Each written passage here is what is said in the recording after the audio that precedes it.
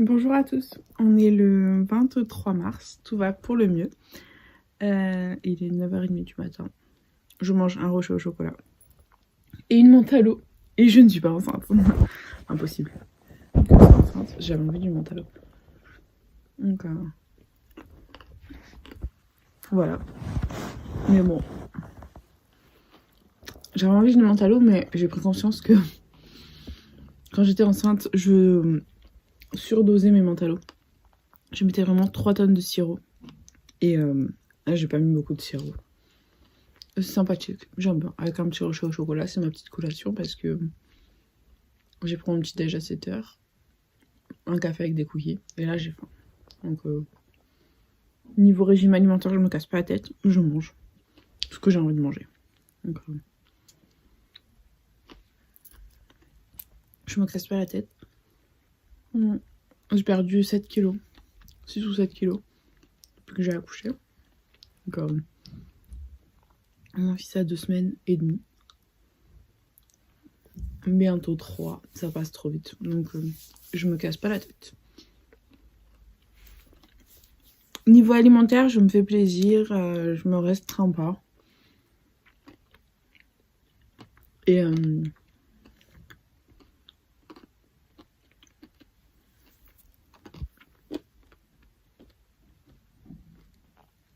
ça fait plutôt plaisir. Voilà, sinon, que dire de plus? Aujourd'hui, c'est une bonne journée. Mon fils a eu moins de coliques hier, donc je suis contente. Il a pris des gouttes de la pédiatre pour les coliques. On lui donne le soir pour qu'il passe une bonne nuit, en fait. Et ça va, ça a l'air de plutôt bien marcher parce qu'il n'a pas eu de coliques cette nuit. On a eu un tout petit peu ce matin. Il s'est levé à 2h, il a pris le bibi. Et à 6h. Donc ça va. Et là, il est 9h30. Et depuis 9h30, depuis 6h30, du coup, qu'il a pris le bibi. 6h30, 7h, parce qu'il a eu un peu de colique, donc il a eu du mal à s'endormir. Peut-être 7h, 7h15, il s'est endormi. Là, il dort. Donc tout va très bien. Et donc je suis contente.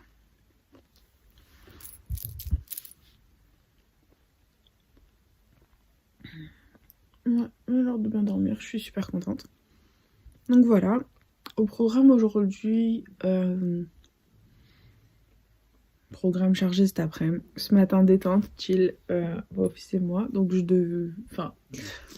selon la charge de travail de mon chéri, c'était soit je vais chez mes parents, soit non. Donc mon chéri a fini le travail. Et il m'a dit, dans 1 heure, je suis à la maison. Donc il est 9h30, 10h30, il est à la maison. Il a commencé à 6h et 10h30, il m'a dit, je suis à la maison. Donc c'est super cool. C'est l'avantage du fini parti. Il n'y avait pas d'absent aujourd'hui au travail, donc il va bientôt rentrer. Voilà. Et du coup, cet après-midi, à 16h, on a rendez-vous pour visionner les photos et préparer l'album photo de naissance de mon bébé. Et ensuite, on va manger chez la tata de mon chéri ce soir. Et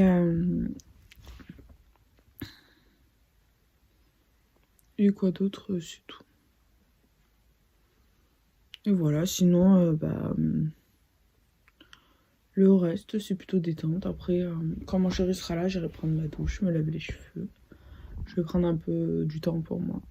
Parce que vu qu'il finit à 10h, il va dormir avec le petit. Il va s'occuper du petit. Comme ça, je peux bien prendre ma douche tranquille et tout, dans les moindres détails. Enfin, c'est pas une douche express. Après, ça me fait sourire les mamans qui disent qu'elles ont pas le temps. Enfin, je sais pas. En fait, moi, je suis à la maison. Et je prends le temps, en fait. Enfin, c'est pas que j'ai pas le temps de faire les choses. Je les fais, je range, je fais le ménage, la lessive et tout. Mais en fait, je prends le temps de faire les choses. Et voilà. Et si ma maison elle est pas propre, je m'en fous en fait. Si les machines je suis pas à jour, je m'en fous. Tant que Hop. Tant que mon fils a mangé... Oula. Tant que mon fils a mangé et qu'il est propre et que voilà, et qu'il dort bien, bah... qu'il manque de rien, le reste c'est accessoire quoi. Je prends le temps pour mon fils et le reste, bah... c'est pas grave en fait. Enfin, si la maison elle est pas nickel, c'est pas grave. Et si mon lit n'est pas fait... Oula, j'ai une trace du lit. Je crois que j'ai bien dormi. Si mon lit n'est pas fait, ben c'est pas grave, je peux en mourir. Enfin, c'est plein de détails comme ça, quoi. Enfin, je sais pas. Je comprends pas les gens qui... Enfin, qui disent j'ai pas le temps, j'ai un enfant, non. Moi, j'avoue que... à part les jours où je sors pas, j'essaie de m'habiller bien tous les jours, j'essaie de bien m'apprêter, j'essaie de me maquiller un maximum, d'être jolie, d'être féminine, d'être... Après, voilà, c'est mon choix. Et puis, enfin, j'ai la chance de ne pas faire de dépression postpartum. Donc, tout va bien. J'ai juste du mal à réaliser, en fait, que mon fils est sorti de mon ventre. Parce que, enfin, je crois que je l'ai dit dans le vlog d'hier, que t'as cette sensation que t'as tout oublié. Que moi, en fait, je suis tombée enceinte en juin. Et que j'ai l'impression d'être tombée enceinte en juin, d'avoir eu un trou noir. Mais vraiment un gros trou noir. Et que mon fils est arrivé. Dire le temps de la grossesse, c'est vraiment un trou noir. Enfin, même l'accouchement, je me souviens de mon accouchement, mais en fait, t'oublies. T'oublies tout et tu vois ton fils et t'es trop contente en fait. Donc moi, je suis trop contente, voilà. Je suis trop contente parce que j'étais quelqu'un qui avait très peur de la grossesse et que bah, je regarde mon fils des fois et pas je pleure, mais je suis émue dans le sens où je me dis mon Dieu, mais j'ai donné naissance à ça, j'ai réussi à créer ce petit être humain en fait. Et ça, bah, je me dis que ça n'a pas de prix. Et en fait, je comprends pourquoi les gens ils font un deuxième en fait. Parce que c'est une émotion tellement puissante de se dire j'ai réussi à créer un être humain. Enfin, c'est trop d'amour, c'est trop d'émotions. Après, j'ai beaucoup de personnes proches de moi qui me disaient, moi j'ai très peur de la grossesse, j'ai très peur, j'y arriverai jamais.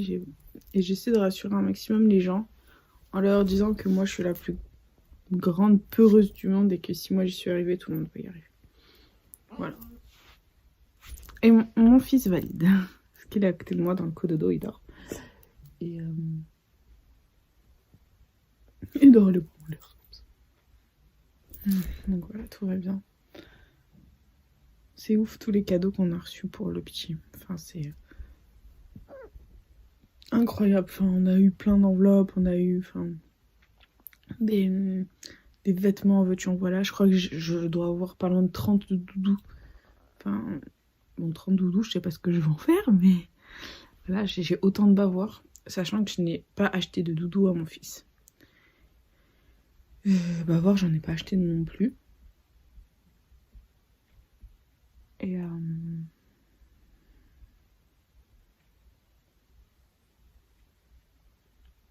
j'ai envie d'aller à la Primark. J'ai envie de chauffer mon chéri, d'aller à la Primark.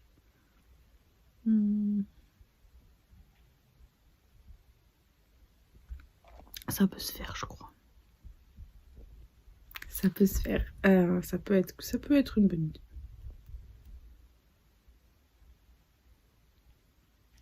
Je vais voir avec lui cet après.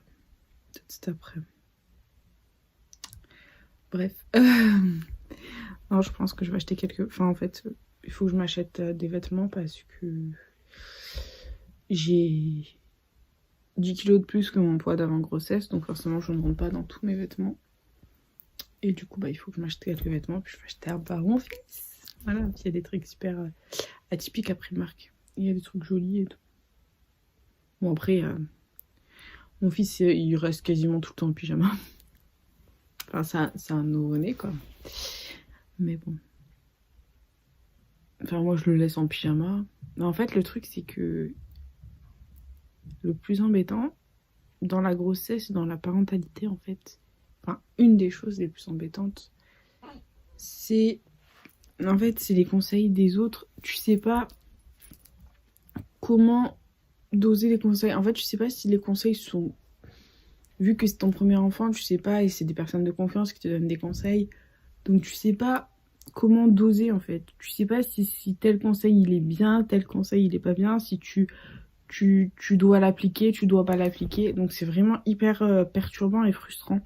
Par exemple, pour l'eau. Donc moi, mon fils, pour les biberons, donc je n'allaite pas, pour ceux qui commencent les vlogs aujourd'hui, je ne l'allaite pas.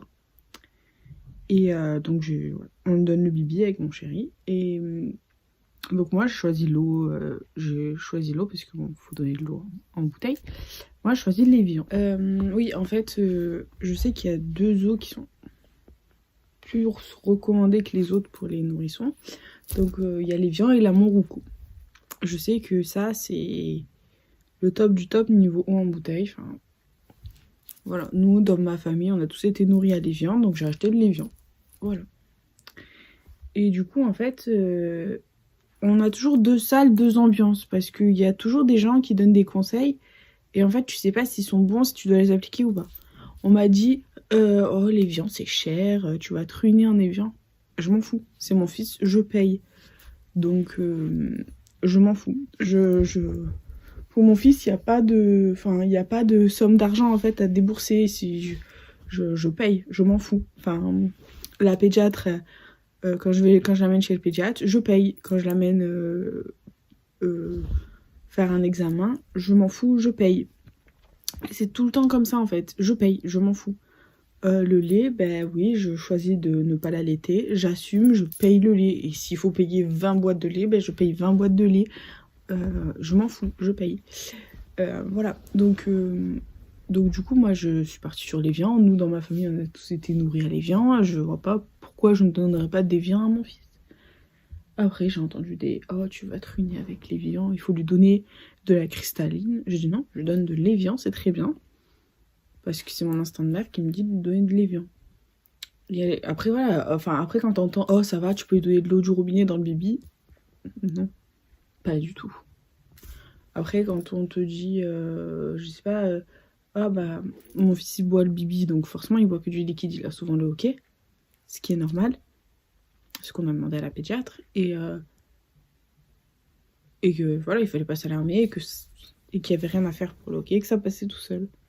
Bah, les gens nous disent, oh bah ça va, tu peux lui donner un bibi avec de l'eau.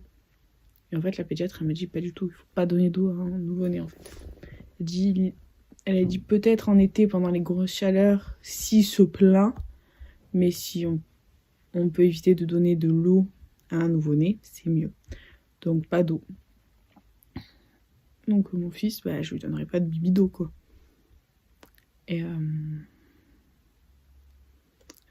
Et voilà, enfin c'est plein de petites choses en fait. C'est comme quand j'ai fait circoncire mon fils, j'ai entendu de tout.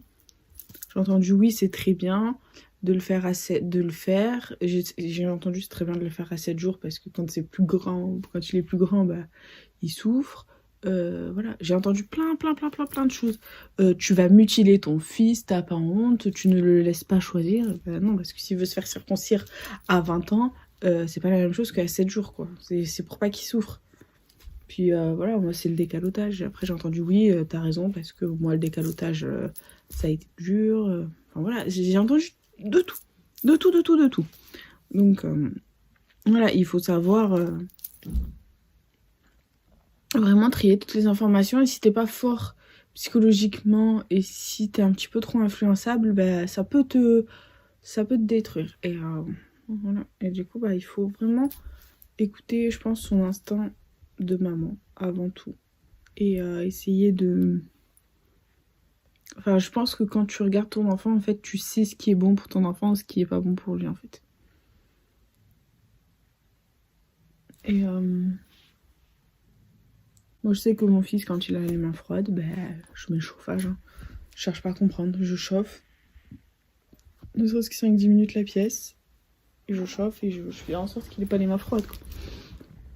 Qu'il ait pas froid, qu'il se sente bien, que tout aille bien, quoi. Et Et du coup, bah, c'est vraiment une accumulation de choses, d'informations, de... Voilà. C'est comme, on me dit, il faut habiller... Un nourrisson, il faut l'habiller tous les jours. Faut pas le laisser en pyjama. Et il y en a d'autres qui te disent, bah, si ça va, c'est un nourrisson, il faut qu'il soit à l'aise dans ses vêtements, il faut le laisser en pyjama. Et je suis toujours à deux salles, deux ambiances, donc je ne sais jamais quoi faire, quoi dire, quoi répondre. Voilà, et voilà, mon fils il est en pyjama, il dort. Je vais pas l'embêter maintenant parce que il dort, quoi. Il dort bien. Donc voilà, c'est toujours... vraiment, c'est un deux salles, deux ambiances énorme. Enfin, c'est pour plein de détails... plein de détails. C'est comme la lessive. Ah, il faut acheter une lessive spéciale bébé. Oh non, ça va, tu peux le laver à la soupline, ses vêtements. Ah, il faut laver les vêtements de bébé à la main. Oh, ça va, c'est pas la peine de laver les vêtements de bébé à la main. Hein. Il faut stériliser les biberons. Oh, t'as pas besoin de stériliser les biberons aujourd'hui, hein. On stérilise plus, ça se fait plus. Enfin, c'est vraiment plein de détails. Et en fait, moi, je fais comme bon me semble. Je stérilise les bibis, je lave à la lessive pour bébé. Parce que, voilà, il y a des allergies dans la famille de mon chéri. Voilà, je stérilise tous ces bibis, toutes ces tétines. Bon, merci Thermomix, hein. Mais c'est stérilisé quand même. Voilà, c'est l'instinct de parent en fait qui te dit de faire ça, c'est tout. Et le ventre de mon fils gargouille. Frère, t'as déjà faim? Bon, j'avoue, il est 10h. T'as fini ton bibi, c'était même pas 7h. Bon, après, mon fils dort beaucoup le matin. Mais genre beaucoup. Beaucoup. Hier, il a fait des siestes, mais j'ai pas compris. Hier, il nous a fait un 6h30, 12h30. Et un 12h30, 18h. Enfin, 12h30, du coup, si tant qu'il prenne le bibi et que je le change. 13h. Il nous a fait un 13-18 après. Mais par contre, la nuit, il se lève toutes les 4h. Bah oui. Voilà, quoi.